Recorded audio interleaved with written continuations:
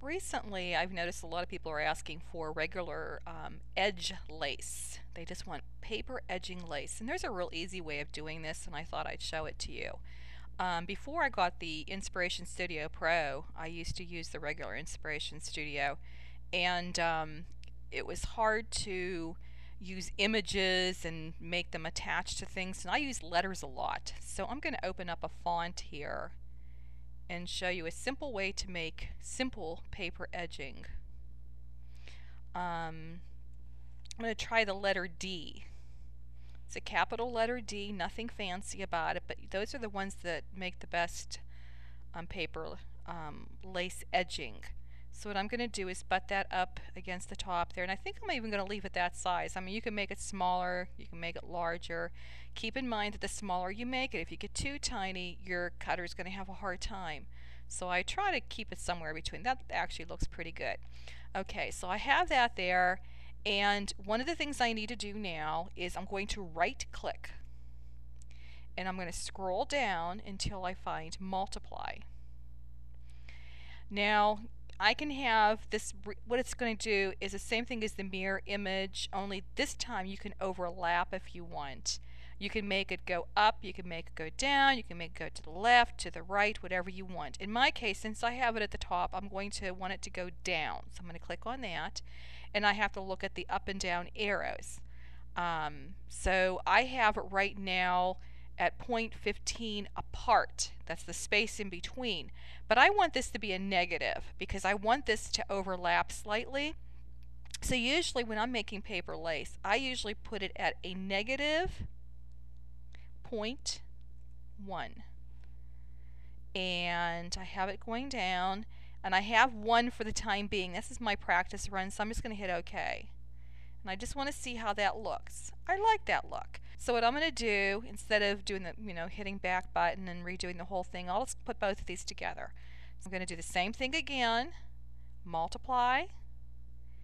I'm going to leave the settings the same, only this time, well, I'll try 5 of these and make sure that I have the down arrow key and hit OK. So obviously that wasn't enough. So I'll take maybe about that many.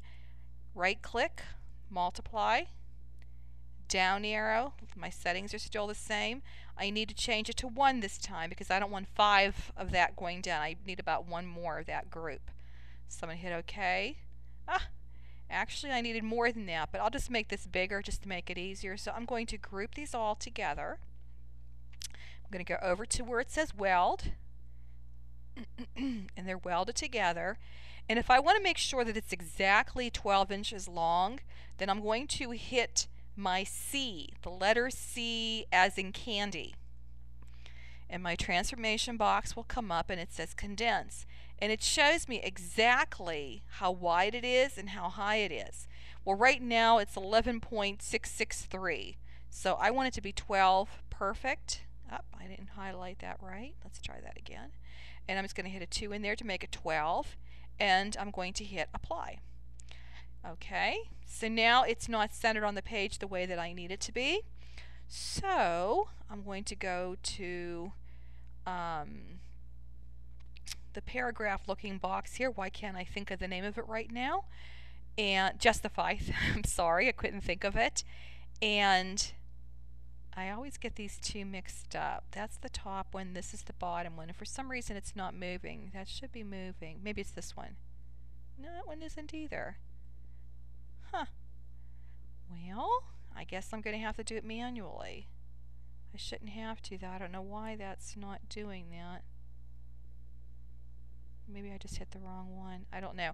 But anyway, there's your piece of lace. That's a simple one. Now, if you want it to be double-sided, what I could do is click on it, right-click, multiply. This time I'm going to go to the left because I want this to go to the left and I want it to overlap slightly. So I'm going to make this negative 0.1. So negative 0.1. Make sure that I have the arrow to the left. It's going to make 1 copy. That's all I need. And I'm going to hit OK. And I need to mirror this one. I wasn't thinking about that because it made it exactly. So I'm just going to go down to mirror, and I have to make sure that I'm clicked on this side here. Go to mirror and make sure that it's on either one. I can be on this side or this side. It'll just mirror it to the left or to the right. It doesn't matter. So I'm going to hit apply, and there we go. So now I'm going to box in this whole thing and hit weld. And so now you have double-sided lace. And you can put a piece of ribbon going down the center if you want. If you don't like that look, and I'm just going to hit the arrow twice. What it has done is it's no longer welded. So I'm going to take the second one that I made. I'm going to hold the shift key, my left mouse key, and move it to the left slightly. And here's something else that you can do with it. I'm trying to teach you to use the multiply tool today, can you tell? So now I'm going to go to my rectangle tool, and I'm going to draw a rectangle in between both of these so that it overlaps ever so slightly. Okay, let's see, that looks about even. And I want to make sure that that is 12 inches. So I'm going to go to my height, and it's not 12 inches. So I'm going to make that 12 inches, hit apply, and I'm going to click all of these together, go to my justify tool, and I forgot, I can't do that. Can't do that either. You're learning with me.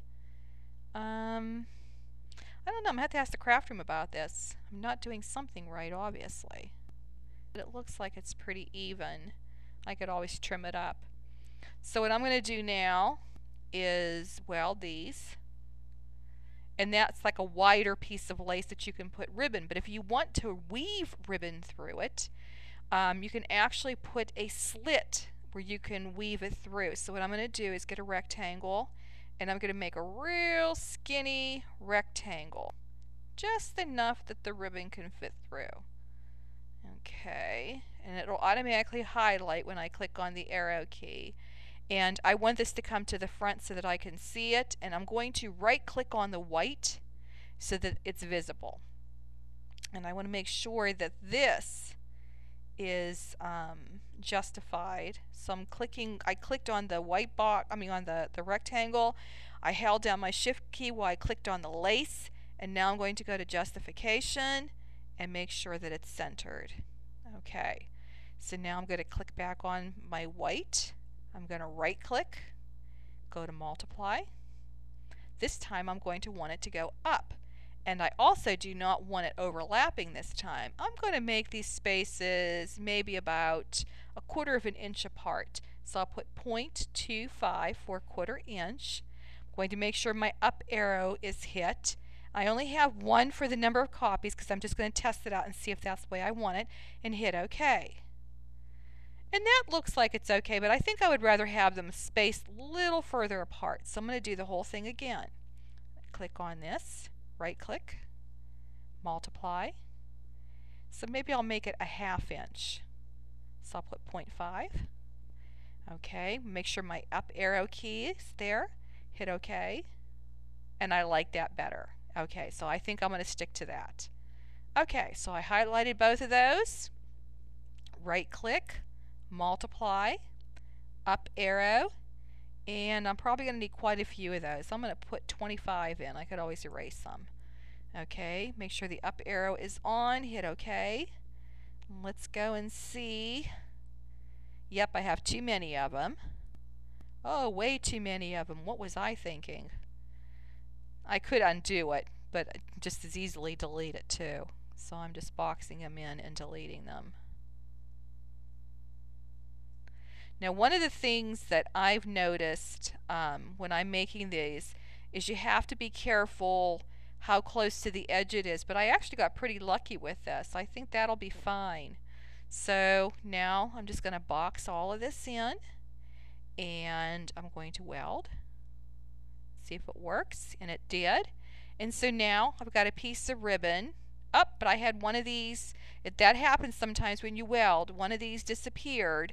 So I need to undo that and I might just have to leave it the way that it is. It really doesn't matter if you can see the holes or not, because you get the idea, but it'll cut separately, which in a way is good too. So when I go to my cut project, yes, because I don't have it hooked up, you can see the dotted part, because it's on white with black. The dotted part is the white, and then the outline is the black. So I can actually cut these separately so that it doesn't bog up the memory on my machine, and I'll have a good cut out of it. So you just learned how to make paper lace using